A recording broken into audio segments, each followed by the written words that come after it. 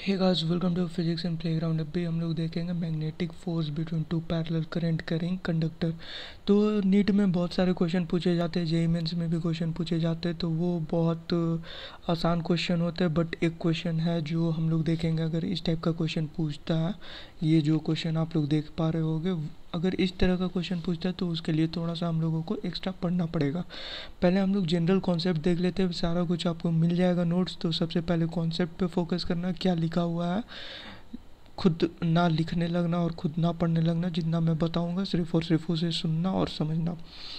तो क्या होता है, क्या है कि जब हम लोग एक कंडक्टर लेते हैं, एक ऐसा समझो, और इसमें करंट पास करा देते हैं, तो इससे जो मैग्नेटिक फील्ड निकलती है उसके कारण जो इस पे फोर्स लगेगा, वो जो फोर्स होता है वो जीरो हो जाता है। ठीक है, the net magnetic force acts on a current carrying conductor due to its own field is zero। ठीक है, so consider two infinite long parallel conductor separated by distance d carrying current I1 and current I2। ठीक है, दो लेना पड़ता है तब जा करके हम लोगों को मैग्नेटिक फोर्स मिलता है। तो इसे हम लोग नेम देते हैं magnetic force between two parallel current carrying conductor. अब भी इसका फॉर्मूला डिराइव करते हैं। तो फॉर्मूला क्या आता है, हम लोगों को सबसे पहले देखना है कि हम लोगों का जो मैग्नेटिक फील्ड लगेगा उसकी डायरेक्शन किधर होगी। अगर हम लोग दो लाइक करंट लेते हैं, अगर दो हम लोगों का दोनों करंट की जो डायरेक्शन होती है वो सेम होती है, अगर हम लोगों का करंट की जो डायरेक्शन होती है वो सेम होती है, करंट की डायरेक्शन सेम होती है, तो हम लोगों का क्या होगा, दोनों कंडक्टर में अट्रैक्शन होगी। क्या होगी? अट्रैक्शन होगी। ठीक है, तो ये याद रखना, अगर करंट की डायरेक्शन सेम है तो दोनों में क्या होगा, अट्रैक्शन होगा। अगर करंट की डायरेक्शन अपोजिट है तो दोनों में क्या होगा, रिपल्सन होगा। ठीक है, कौन सी केस होगी, रिपल्सन होगी। तो अट्रैक्शन होगी तो जाहिर सी बात है दोनों फोर्स एक दूसरे की तरफ फोर्स लगाएंगे। ठीक है, दो मैग्नेट एक दूसरे की तरफ फोर्स लगाते हैं तभी अट्रैक्शन होती है, और दो मैग्नेट अपोजिट डायरेक्शन में फोर्स लगाते हैं तो रिपल्सन होता है। तो वहाँ से हम लोगों को समझ में आता है कि जो फोर्स लगेगी वो दोनों का सेम डायरेक्शन में होगा। सेम डायरेक्शन मतलब अपोजिट तो होगा, एक दूसरे के प्रति अपोजिट होगा रिस्पेक्टिव में, बट देखा जाए तो अट्रैक्शन के लिए जो ये पॉइंट अगर लेते हैं तो इस पॉइंट के लिए ये भी इस पॉइंट के लिए जाएगा और ये भी इस पॉइंट के लिए जाएगा। ठीक है, तो वहाँ पे हम लोग बोल सकते हैं उस पॉइंट के लिए सेम है। ठीक है, तो यहाँ पे क्या होता है, Df1 2 force on one due to two, force on two due to one. ठीक है, ये जो है ये हम लोग किस पे फोर्स लगाएंगे, टू पे लगाएंगे, ड्यू टू वन। ठीक है, तो इसे हम लोग क्या बोलते हैं, magnetic force due to magnetic force on two due to one, magnetic force on current carrying conductor 2 due to current carrying conductor 1, magnetic force on current carrying conductor 1 due to current carrying conductor 2। ठीक है, तो इसका मतलब समझ में आ गया, force on magnetic force on one due to two, magnetic force on two due to one. Clear है, और जो डिस्टेंस है वो हम लोगों का डी है। अब मैग्नेटिक फील्ड हम लोगों को मालूम है, आप लोगों ने अगर पढ़ रखा होगा तो मैग्नेटिक फील्ड इक्वल टू आता है mu naught I divided by 2πd। ये हम लोग एम्पेयर सर्किटल लॉ से लाते हैं, तो एम्पेयर सर्किटल लॉ भी मैं आप लोगों को बता दूंगा। तो B1 equal to mu naught I into 2πd uniform field for conductor 2। ठीक है, यूनिफॉर्म फील्ड फॉर कंडक्टर 2, यहाँ पे लिखा हुआ है कंडक्टर 2, यहाँ पे कंडक्टर 1। अनलाइक करंट में सिमिलर वैसा ही होगा, बस ये जो होगा ये डायरेक्शन अपोजिट हो जाएगा। ठीक है, एक इधर जाएगा और एक इधर फोर्स लगाएगा, तो क्या होगा, Df1 2 force on one due to two, force on two due to one is in opposite direction, so the magnetic field on 2 equal to mu naught I2 divided by 2πd uniform field for conductor 1। ठीक है, conductor 1 के लिए। तो ये सारा concept आप लोग समझ लेना और अच्छे से थोड़ा देखना। Consider a small element length dl। अब इस कंडक्टर पे स्मॉल एलिमेंट ले लो। ठीक है, LDL, ये जो हो गया इसकी बात करेंगे सिर्फ। ठीक है, LDL सॉरी DL लेंथ के लिए, DL लेंथ मतलब बहुत ही छोटा length. On each conductor this element are right angle to the external magnetic field. ये जो लेंथ होगा, ये जो होगा हम लोगों का राइट एंगल होगा टू दी मैग्नेटिक फील्ड। ठीक है। एम्पेयर सर्किट लॉ अगर पढ़े होगे आप लोग तो आप लोगों के लिए बहुत ही आसान होगा, ठीक ना। ये इस लेंथ के लिए हम लोगों का जो डी होगा वो किस पे होगा, वो हम लोगों का राइट एंगल होगा, ठीक है। So magnetic force experienced by the element of each conductor given as magnetic force on 1 due to 2 equal to B2 into I1 dl equal to mu naught I2 divided by 2 pi d into I1 into dl equation 1 F21 magnetic force on 2 due to 1 equal to magnetic field मतलब conductor 1 into I2 into dl equal to mu naught I1 2 pi d I2 into dl equation number 2। अब ये दोनों equation में when dF12 is magnetic force, D1F2 is magnetic force on element of conductor 1 on of element of conductor 1 due to field of conductor 2, ठीक है। और DF21 क्या चाहिए हो गया, is a magnetic force on element of conductor 2 due to field of conductor 1, ठीक है। तो ये हो गया DF1 और DF2। अब मैग्नेटिक फोर्स पर unit length of each conductor is DF1 2 divided by dl into df21 divided by dl equal to mu naught into I1 into I2 divided by 2 pi d। अब l को हम लोग इस side shift कराएंगे तो f equal to mu naught I1 into I2 divided by 2 pi D, ठीक है। ये स्मॉल f है, ठीक ना, याद रखना। पर यूनिट लेंथ अगर पूछता है ना तो ये भैया भाई साहब ये लगाना पर यूनिट लेंथ, ठीक है। ये वाला फॉर्मूला मैग्नेटिक फोर्स पर unit length of each conductor, magnetic force पर unit length of each conductor is F equal to mu naught I1 I2 by 2 pi D. अगर वो लोग नॉर्मली पूछता है मैग्नेटिक फोर्स बता दो ऑफ करंट कैरिंग कंडक्टर का तो आप लोग एल लिखना होगा, एल से यहाँ मल्टीप्लाई करना होगा, ठीक है। याद रखना, गलत करके मत आना बस। अब हम लोग एक क्वेश्चन देखते हैं, ये सारा कुछ आप लोगों को समझ में आ गया होगा, नॉर्मल है, ऐसा आप लोगों का रहेगा। अब यहाँ पे नॉर्मल अगर कुछ भी पूछे ना तो आप लोग ये फार्मूला लगा करके सॉल्व कर लेना।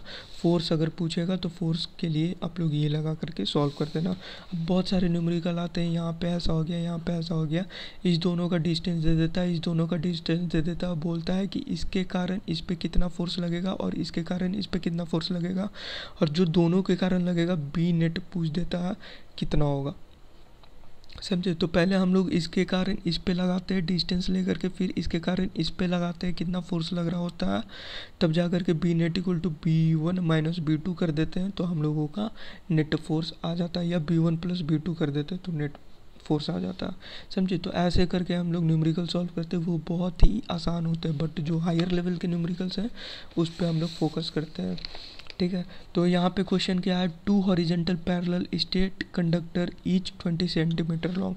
तो क्या बोल रहा है, ये बोल रहा है कि 2 हॉरिजेंटल पैरेलल स्ट्रेट कंडक्टर है, ठीक है भैया। 2 पैरेलल हॉरिजेंटल स्ट्रेट कंडक्टर मैंने बना दिया। बोल रहा है लेंथ इसका है दोनों का 20 सेंटीमीटर, ठीक है भैया।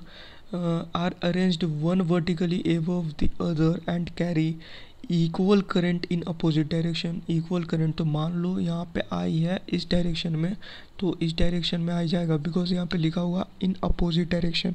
The lower conductor is fixed while the other is free to move in guide remaining parallel to the lower, ठीक है। तो मतलब ये जो है ये आप लोगों का फिक्स्ड है, और ये जो है the lower conductor is fixed while the other, ये जो है आप लोगों का फ्री है, ठीक है।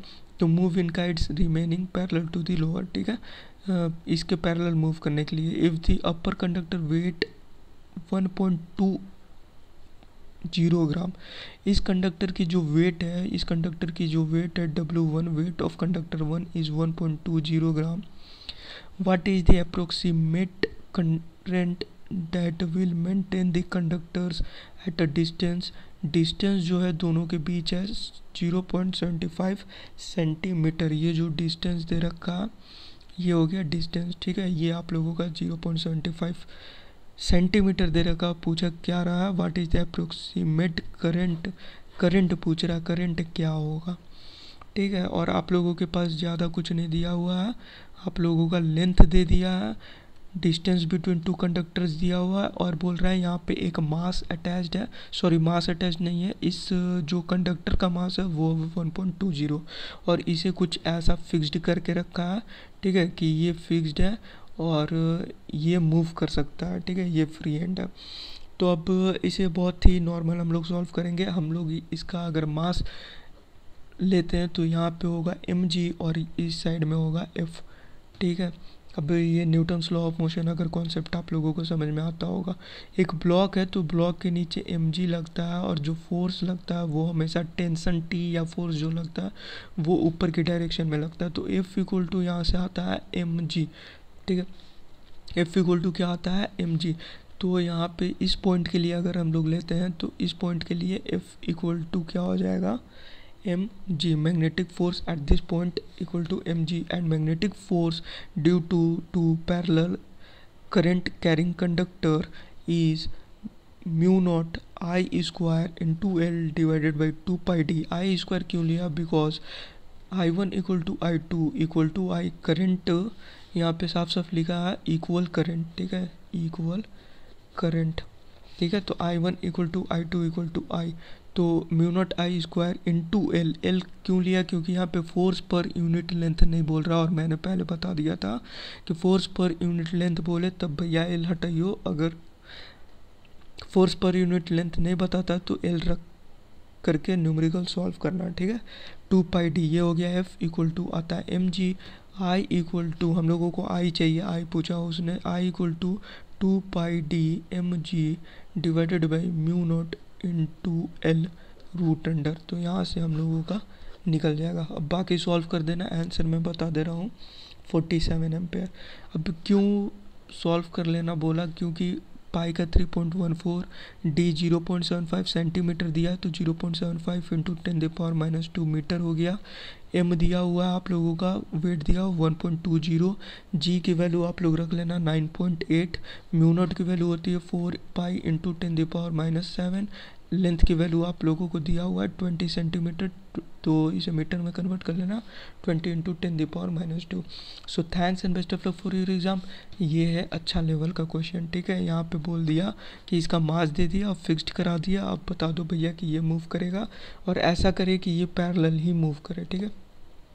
कुछ ये एक ऐसा है और ये ऐसा है, ये आगे पीछे जा सकता है, ठीक है, ये फिक्स्ड है, ये आगे पीछे जा सकता है, समझे, ऐसा है। मास दे दिया तो आप लोगों को नॉर्मल कॉन्सेप्ट लगाना था न्यूटन्स का और फिर F M equal to M G और सॉल्व कर लेना था, बस एक एक्स्ट्रा कॉन्सेप्ट है ये वाला। अब वो चार्ज दे दे, कुछ भी दे दे, तो आप लोग नॉर्मल चार्ज, अगर चार्ज देता तो क्या करना, तो एफ इक्वल टू क्या पढ़े, के Q1 Q2 by are square, ठीक है। अब इतना मान लो इलेक्ट्रिक फील्ड दे दिया है इसमें, तो F equal to Q into E कर लेना।